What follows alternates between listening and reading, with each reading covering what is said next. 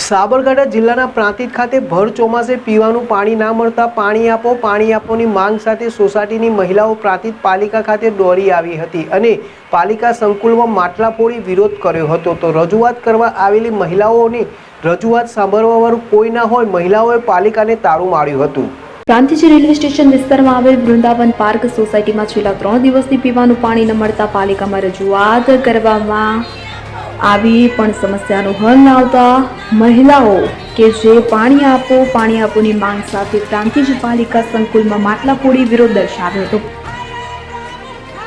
ભર ચોમાસે પાણી ન મળતા મહિલાઓ બની રણછંડી। પ્રાંતિજ ખાતે પાણી ન મળતા મહિલાઓ પાલિકા ખાતે દોડી આવી તો પ્રાંતિજ વૃંદાવન પાર્ક સોસાયટીની મહિલાઓ પાણીની સમસ્યાને લઈ પાલિકા તંત્રએ દોડી આવી।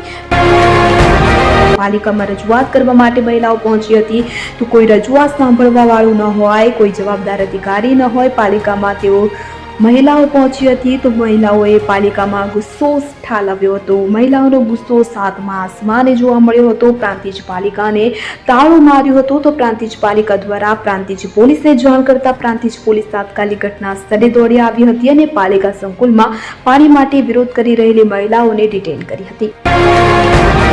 પાણીની સમસ્યાને લઈ પાલિકા તંત્રએ દોડી આવી। પાણી આપોની માંગ સાથે માટલા ફોડી વિરોધ દર્શાવ્યો। પ્રાંતિજ પોલીસ દ્વારા રજૂઆત કરવામાં આવે મહિલાઓને ડિટેન કરી।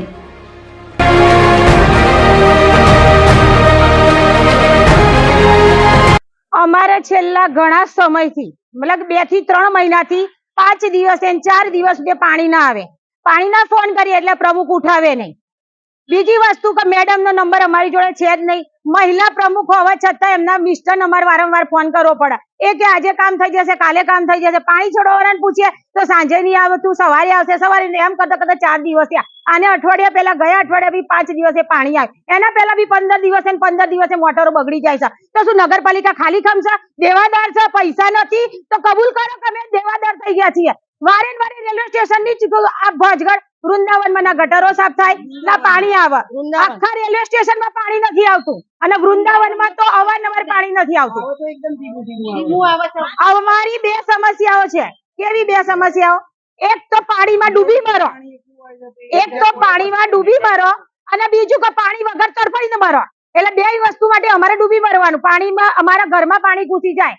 નગરપાલિકા કોઈ સ્વચ્છતા નથી રાખતી। વેરો ભરવા આવી જાય તરત વેરો ના ભરીએ તમારી પર એક્શન લેવાય, નોટિસો મુકાય। તો તમે લોકો કામ નથી કરતા તો તમને કઈ નોટિસ આપીએ?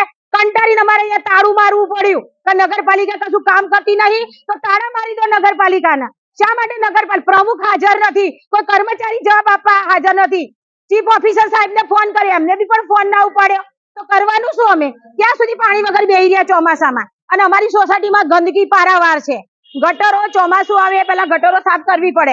એક પણ ગટર સાફ કરી નથી। પાણીનો નિકાલ જ નથી। પાણી ભરાય એટલે ગટરો બ્લોક થઈ જાય અને કઈ સાધન મંગાવીએ એટલે એમ કે છે કે અમારી જોડે સાધનો નથી। તો નગરપાલિકા ચાલે છે કેવી રીતે? સાધનો નથી, સુવિધાઓ નથી, અમારી જોડે ટેક્સ લેવો। આ નગરપાલિકા કશું કામ નથી કરતી। બીજો પ્રશ્ન ગામનો, હમણાં 4 દિવસ પહેલા 3 દિવસ થયા લગભગ મેં ટીવીમાં જોયું 15 માણસોના આખલાએ ઘાયલ કર્યા। શું આ નગરપાલિકામાં નથી આવતું?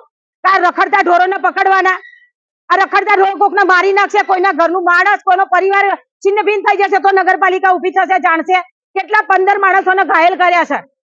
એ પછી પણ કાલે જુલુસ નીકળી, એમાં પણ આખલો દોડ્યો। તો નગરપાલિકાનું કામ શું છે? આ ખાડા કાન કરવા કે જીટીની બેસી રહું? અને ભાજપ તો વિકાસ વિકાસ, આ ગાંડો ગંધ વિકાસ હોય જોવા જ ના મળ્યો। આ વિકાસ ગોંડો ક્યાં છે? વિકાસ અમે વિકાસ જ ના જોયો ક્યાંય। વિકાસ હોય તો અમે તાળું શું કામ મારતા?